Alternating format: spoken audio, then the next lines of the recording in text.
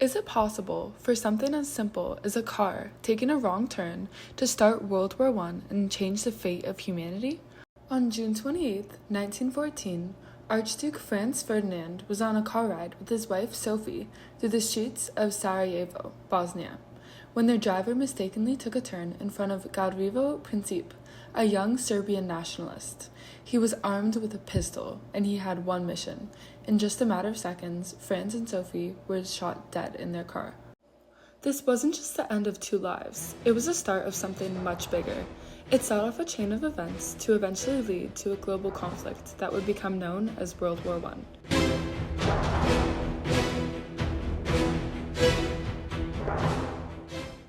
Serbia won the Balkan Wars of 1912 and 1913, nearly doubling its size and growing its population from 3 to 4.5 million. This made Serbia stronger and more confident, and a growing threat to Austria-Hungary.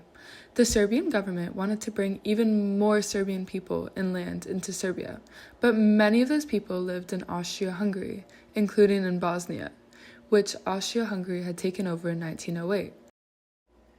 3 of the men who were involved in the assassination, Trifko Grabez, Nedeljko Kabrovnik, and Gavrilo Princip, left their poor lives in Sarajevo for Belgrade, where they joined the Mlada Bosna and were influenced by anti-Habsburg propaganda from underground groups like the Black Hand, which stood for the idea of a greater Serbia. The Black Hand saw Archduke Franz Ferdinand as a threat to Serbian independence. If there were any place in the world for him to get shot, it would be Sarajevo, Bosnia's capital. Despite this, he goes on with his visit on June 28, 1914, to Sarajevo with his wife Sophie. He rides in a limousine with the top down. In response, the Black Hand recruited 7 young Bosnians, trained and equipped with firearms and bombs.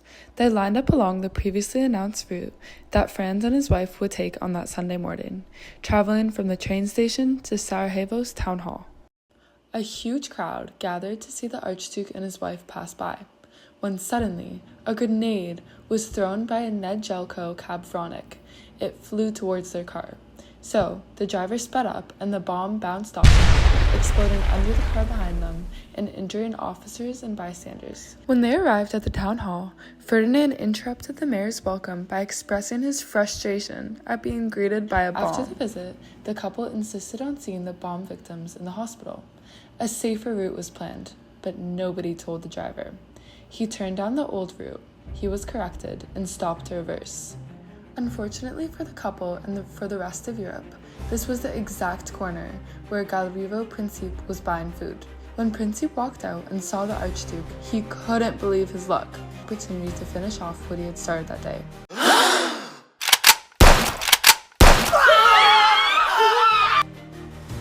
One struck Ferdinand in the neck, the other Sophie in the abdomen.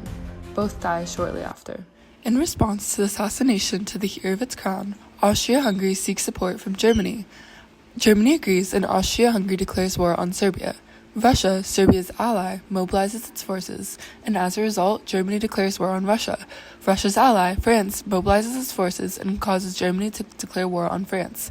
In turn, Great Britain declares war on Germany, Austria-Hungary declares war on Russia, Serbia declares war on Germany, and France and Great Britain declare war on Austria-Hungary. This pulled much of Europe into war. Sarajevo to set the world on fire. The assassination of Archduke Franz Ferdinand triggered a chain of alliances, plugging Europe into a devastating war. One moment, one wrong turn, changed history forever.